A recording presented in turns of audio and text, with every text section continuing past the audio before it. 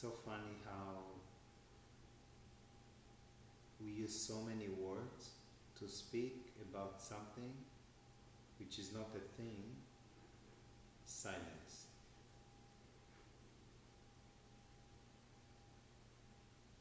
Instead of just being silent. Yet for the majority of us, it's very difficult to keep quiet, not to talk, and experience silence from within. Not verbal silence, inner silence, the true nature of who we truly are. So we use a lot of words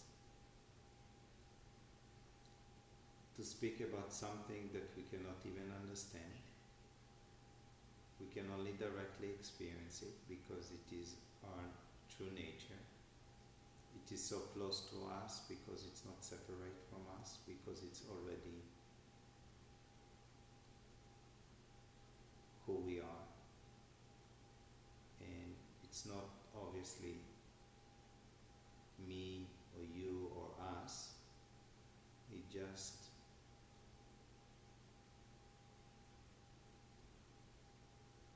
silence. And I have a dear friend that she tries to get me to film every day. And every day, for some reason, say later, tomorrow. And we just were sitting and talking about how we can speak and share knowledge and talk about. And I mentioned how just asking questions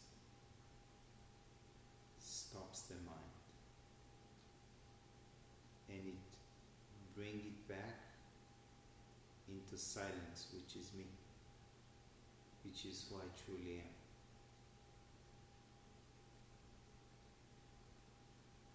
am. And asking questions can be done when the physical body is going through different actions or motions. And even if you speak, if the questions are awakened within, then you can see how ridiculous what the mind is saying. I'm tired. If you would ask, wait a second, who is tired? Who am I referring to? Is the body tired? Does the body even knows that it's tired? Does it claim or say it is tired? Or is the mind says I am tired because it thinks it is a physical body? And then you ask, okay, so the mind is tired. Am I this mind?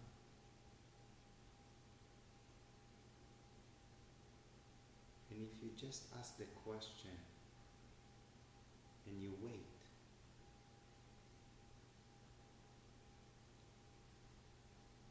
if there is no thought,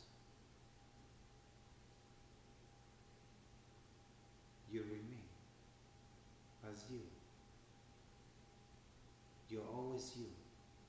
You never can be something else. It's so ordinary, yet it is extraordinary. Asking questions is really key.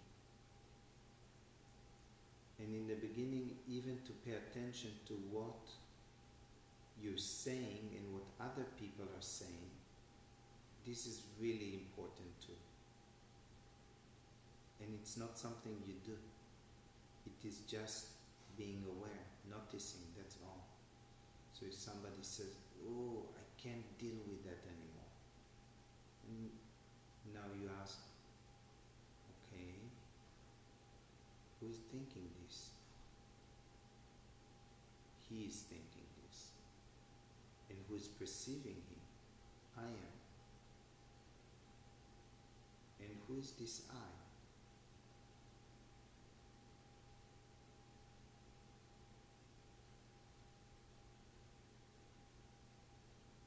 And one might have an answer to that question, and that's okay. Someone can ask the question and there's no answer, mental answer at least. Then the real answer remains. The true answer is when there is no thought that answers. It just absolutely silently aware of nothing other than itself. It is silence aware of itself by itself. And please, don't try to understand it. There's nothing to understand it. I do not understand it either. Because the moment I try to understand it, I can question, who is that I? Who wants to understand it?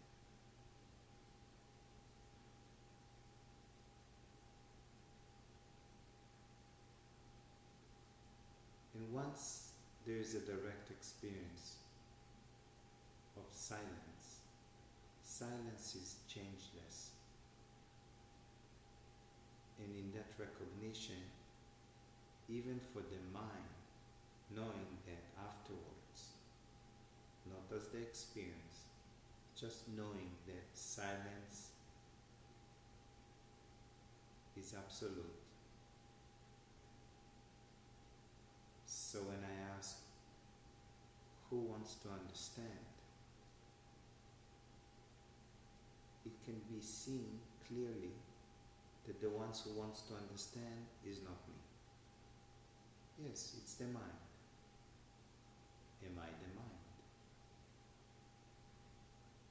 And what's the proof that I'm the mind?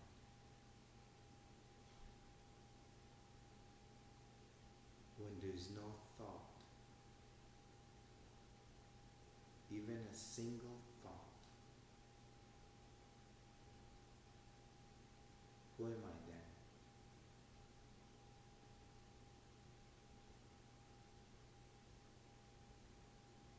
And there's no one being that ever not experience who they are, or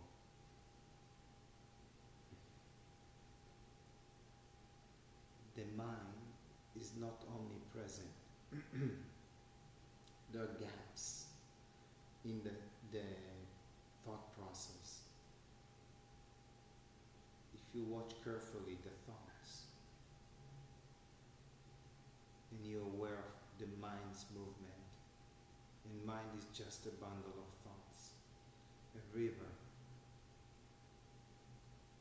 of thoughts, thought after thought after thought, because there's only one thought at a time.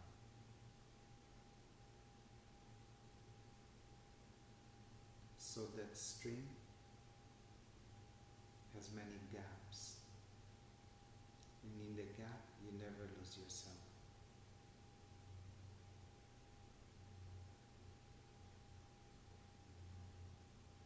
So asking question or questions is very key. Simple question can be, who am I without this thought? So if the mind judges, then you ask the question, who am I without this thought?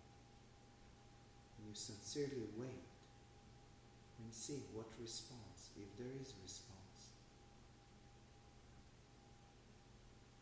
If you don't like something about yourself, then ask, who am I without this thought? Who am I without these ideas? And watch closely, carefully, vigilantly.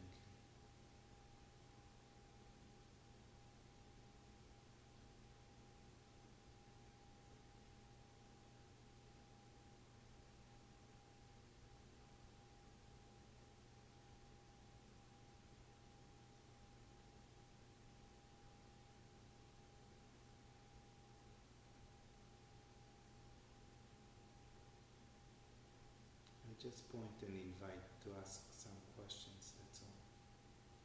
It's very useful.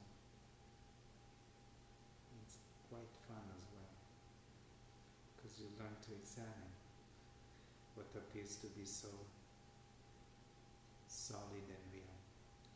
And we examine the thoughts, not the objects of the world. We just check if the thought is real, if I'm a thought,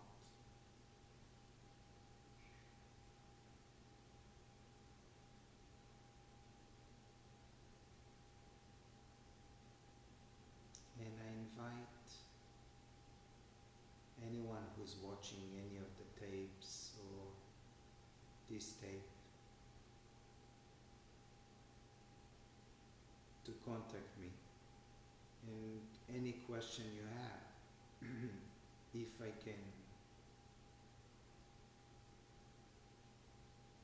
clarify, share, point, trigger, inspire to question, we can do it on Skype.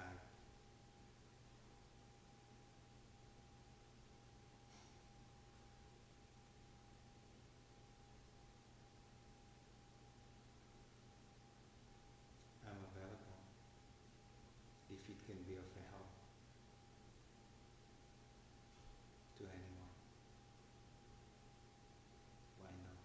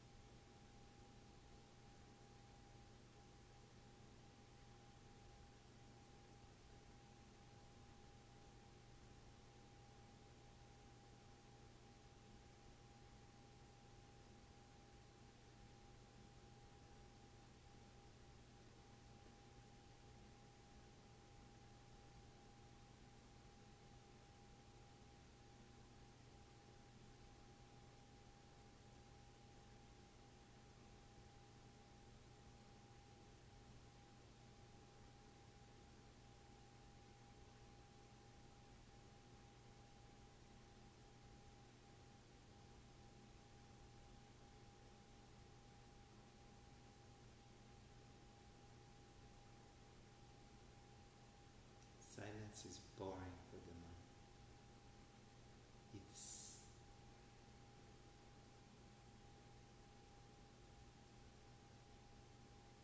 like almost death for it, because the thought is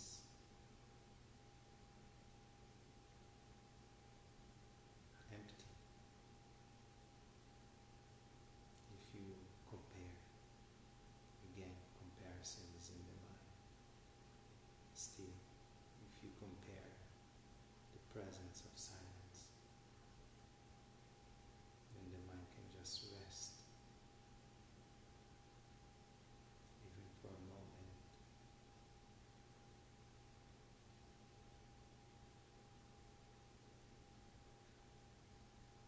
And the resting can grow, open infinitely. And even if the mind is active,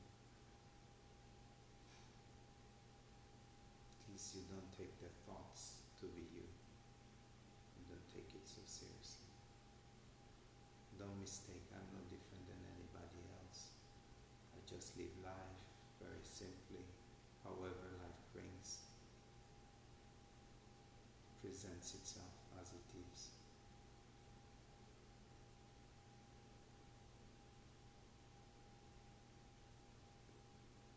Yet, I don't take the thoughts to be me. And even when the mind thinks it is me, I see that I have nothing to do with that. Or the question arises, and I ask. And the one who is asking is not even me.